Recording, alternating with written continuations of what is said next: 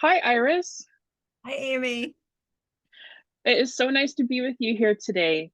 And the press is so excited to be working with you, partnering with you to publish your new book, The Poetry of Belonging, Healing with the Language of the Wound. And so we were hoping that you could just introduce yourself and let us know who you are. I can do that.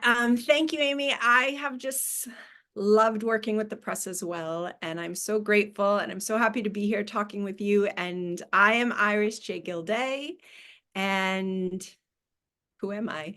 I'm an artist, I'm a survivor, I'm a poet, I'm an educator. Um, I wear a lot of hats, and I love teaching and writing and making art, and I'm a nature lover and animal lover. Yes, you do have some dogs and cats, which is awesome. Yeah, we have like Yes. actually a little cat sanctuary at this point, so it's a bit of a Oh, thing. Yeah. that's very cool. Um, The first question I wanted to ask you about the book is why did you want to write it? I guess maybe this is kind of a maybe an existential question. I was thinking about like, you know, you get this idea, you feel like you really need to have something out in the world. So what was it? What was it for you that made you wanted to write this book? Mhm. You know what? As you ask me that right now, like I had this memory image in my head. That's probably like 10 to 15 years ago when I was in a local bookshop in Toronto, Caversham Bookshop, which sells all healing theory, trauma, psychotherapy books, and looking for trauma books. And I bought some, of course, but none of them really helped me, to be honest. Like, they offered me information, but everything from the tone of the books to, I mean, very clinical tone, and they weren't written for survivors. They weren't written Mm. for folks that are in living it, that are embodying it. And I think in that moment, a seed was planted that I wanted to write something that just kind of changed the paradigm of what being a survivor is, of what healing is, that would have also helped me when I was younger and really living with flashbacks and trying to navigate a professional world, a daily world that just makes no space um, for these intersections of trauma and disability and gender and sexuality. And so I wanted to write it it was important to me to make a contribution to trauma theory coming from my own lived experience, and also the fact that I have this mind that consumes theory, and I do have this privilege of working in these institutions of academia, um, that could somehow put it all out there in a way. Yeah, I could probably talk about that for hours, so maybe I'll is that a response? Yeah, totally. That makes a lot of sense. Thank you. And so one thing that you talk about in the book is when you begin the book, you talk about how trauma theory and a lot of trauma praxis isn't that great. You were saying before that it seems to be a bit of an echo chamber, maybe a lot of the same folks quoting the same folks. So uh, there's one theory that you talk about in the book that I was hoping you could explain a little bit more, and that is the praxis of deficiency. So what does that mean, and why was it important for you to try to start to resist that praxis of deficiency?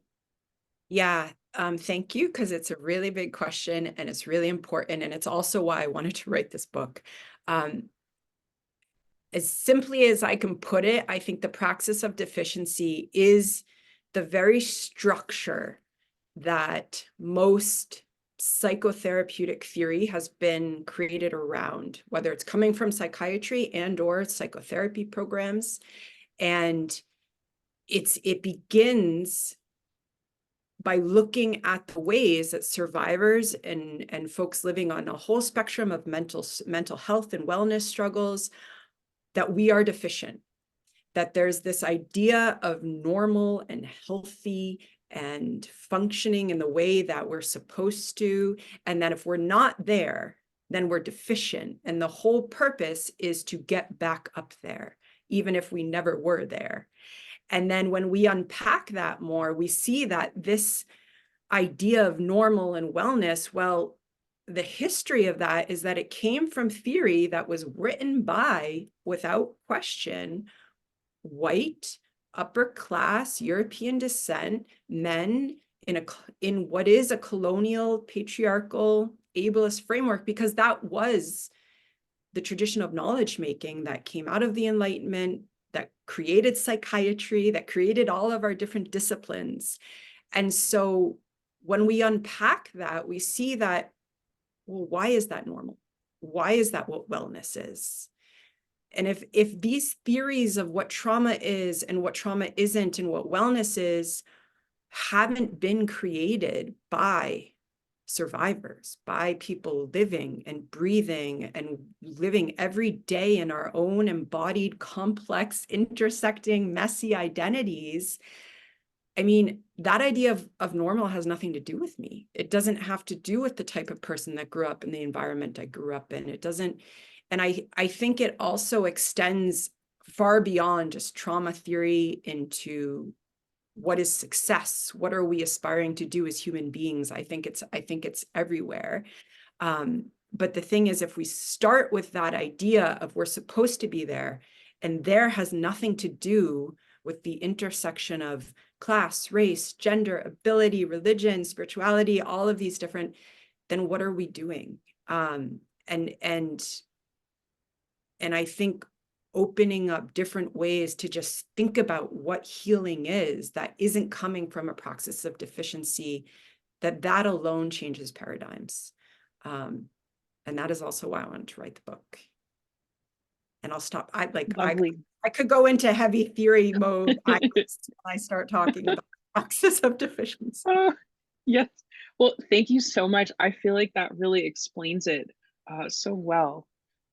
So you were talking about wanting to move past the praxis of deficiency. So you have this idea in your book. I think it's a radical idea of this idea of writing with your wound. So can you tell us a little bit more about what it means to write with our wounds? Yeah, it's funny because look at my face. I'm smiling as you say it. And I think that's one of the most important things is that I think we have a lot of attachment to the word wound that comes out of trauma theory and a deficiency praxis and the media. And that is something negative, harmful, scary. And I'm not going to say that scary and pain isn't part of the wound, because I think it is. And yet also the ways that we relate to those scary, or even the way that we relate to pain, how is that also something that's conditioned by an ableist, patriarchal, blah, blah, blah, et cetera, society? And for me, writing with the wound is it's a practice and a process. And it is not about an end goal. It's not about producing publishable good poetry. It's writing with all the different parts of myself. And I've done this for over a decade now, close to 2. And it's writing with all the layers of my embodied self, of the way that my sense of self is changing as I change. And it's really allowing the parts of myself that I was taught to repress, deny, silence, that I was taught, yes, by surviving trauma, and also by society that makes no space for especially survivors of types of violence. And so by allowing myself to speak, which is allowing the wound to speak, I met parts of myself that I would not have met otherwise. And I love those parts, and they're juicy and they're messy and they're beautiful to me. And that's what writing with the wound is for me, is coming into a practice where writing is creative, and this is also about spirituality and embodiment. and really rejecting so much of the deficiency practice, but by discovering our own voices. Yeah. Beautiful. I love it. So in the book, your main way that you introduce of writing with the word is through poetry, because you are a poet. Mhm. So I was wondering if you could read a poem for us that is in the book. I will do so. I'll read a little. There's a lot of little vignettes of poetic language in the book. So here is one. There is no difference between the sound of the waves, their constant rolling onto shore, and me. No separation, no division. The wind, too, so gentle on my face. I am the wind, the waves, the raking shoreline. I am all of it and none of it. Beautiful. Thank you so much. So in the book, we get to see glimpses and snippets of your journey as you are learning how to do poetic inquiry, sort of getting deeper and deeper into your poetic inquiry practice. Um, I wanted to ask too if you could share with us how you also invite others into this to learn poetic inquiry. So, Mhm. what kind of rituals and prompts do you provide in the book that will help folks who want to try this out? Yeah, for sure. So in the book, there's an appendix which has a few kind of introduction to poetic inquiry as I've kind of spent the book demonstrating it, practice. And there's prompts that folks can work with in really any way that is inviting to them. And this is the biggest piece about poetic inquiry as I'm using it, that this is about us discovering layers of ourself and our voice and our creative voice. And so there's prompts that work with kind of gentle invocations into writing with the wound, writing with the body, writing with nature.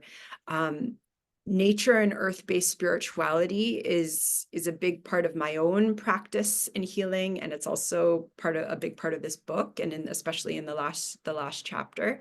And so there's prompts that are really about kind of integrating what I call an embodied and poetic awareness of relationship with nature, which can be healing because then we start developing consciousness of that relationship, and it's real and it supports us. And so there's some prompts to help opening that up.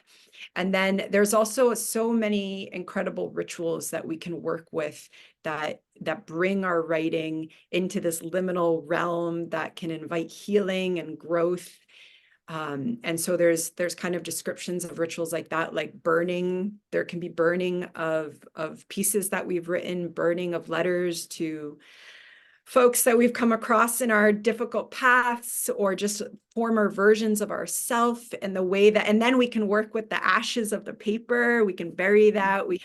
I've flushed it down the toilet before, that's in there too. And so there's all sorts of kind of prompts and suggestions. And also there is an invitation in the beginning of the book to also write with any of the lines or poetry that come up as folks are reading, and just riff off of it and see where it takes them. And that can open our own journeys of discovery too. Yes, I the first time I looked at the prompts, I thought, well, I'm not a poet, but I think I could do this. So I think the way that you've structured it, and it's so inviting, and it's so it's very doable. If anyone's nervous about trying this for the first time, I think you'll find it to be a really amazing practice. So I think we'll just end it off today by saying that Iris's book will be available to ship. We're hoping the paperbacks will ship at the end of February 2024. So if you're interested in placing a pre-order, you could do that. And Kindle versions will also be available around then. And you can pick it up at madandcriptheologypress.ca. Thank you so much, Iris, for being with us. Thank you, Amy.